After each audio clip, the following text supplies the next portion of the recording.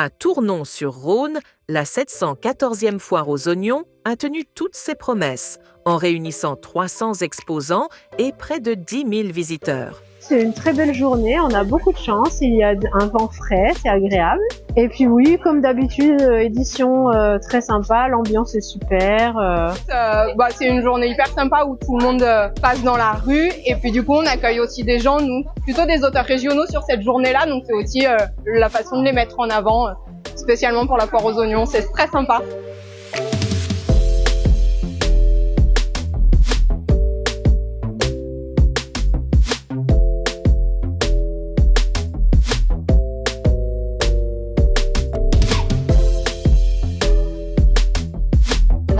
C'est vrai, vous avez raison. Les habitants du plateau, les habitants de la vallée, les habitants de Tel-Hermitage, les habitants de l'ensemble de nos collectivités, notamment du bassin de vie, répondent présents chaque année à cette magnifique manifestation parce qu'elle est ancestrale, parce que c'est le moment où on retrouve tous nos produits du terroir en circuit court. C'est un moment où cet oignon, quand même, né sur le maraîchage tournonnais, continue depuis des siècles maintenant à avancer. C'est vraiment un moment économiquement et j'allais dire touristiquement parlant formidable.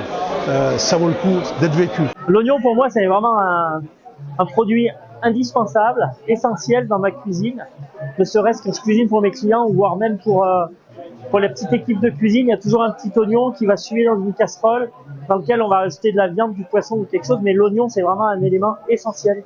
Et l'oignon de Tournon, pour sa sucrosité, pour sa rareté, parce qu'il y en a quand même pas beaucoup, hein. L'oignon c'est 10, 12, 15 tonnes par an, il n'y a plus qu'un seul producteur, Frédéric Martin, donc on en profite, on cuisine et on le met à l'honneur. On est là, on n'est pas là pour faire briller nos restaurants, on est là pour faire briller la ville, on est là pour faire briller l'oignon. C'est tout ce qui nous motive, c'est tout ce qui nous intéresse. Voilà, je suis productrice de plantes médicinales. Avec les plantes médicinales que je cultive ou que je cueille ici à Tournon, je propose deux grandes gammes. Une gamme alimentaire avec des infusions glacées ou non pour l'hiver, des herbes de Provence, des sirops, des vinaigres, des sirops médicinaux.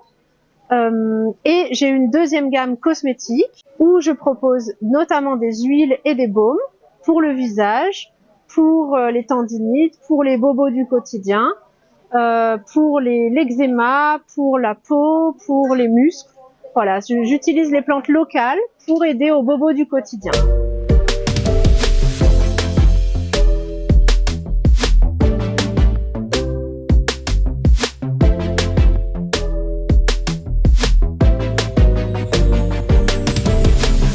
Il semblerait que cette année, effectivement, il y ait eu beaucoup plus de personnes sur le site. En l'occurrence, dès le début de la journée, il y avait déjà un grand nombre de personnes. C'est un événement effectivement qui dynamise les commerçants, d'autant que maintenant on a fait en sorte que devant chaque boutique qui est ouverte, on ne mette pas d'exposants de la foire, de façon à ce que le badaud qui se balade puisse avoir accès très facilement à nos commerces, dans la grande rue et sur les quais. Moi je tiens à excuser la présidente du comité des fêtes, Martine Gly, qui n'a pas pu venir là pour l'apéritif, mais qui est sur le terrain, car le comité organise un grand repas ardéchois à midi. Donc on a une vente de 300 repas. Voilà, on est une dizaine de bénévoles du comité à être mobilisés cette journée-là de 6h30 du matin jusqu'à, on verra, plus de 20h sûrement le soir.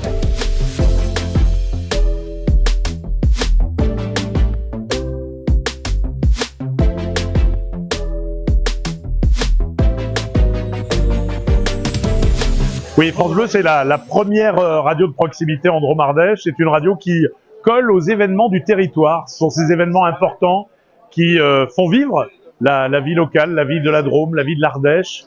Et ce genre d'événements, en plus, sur la gastronomie, c'est juste du bonheur. On a des producteurs, on a la plus belle agriculture du monde. En Drôme et en Ardèche, on a la plus belle agriculture du monde. On a les chefs qui magnifient ça de merveilleuses manières, qui sont des passionnés de tous ces bons produits, et on partage ça avec eux au quotidien.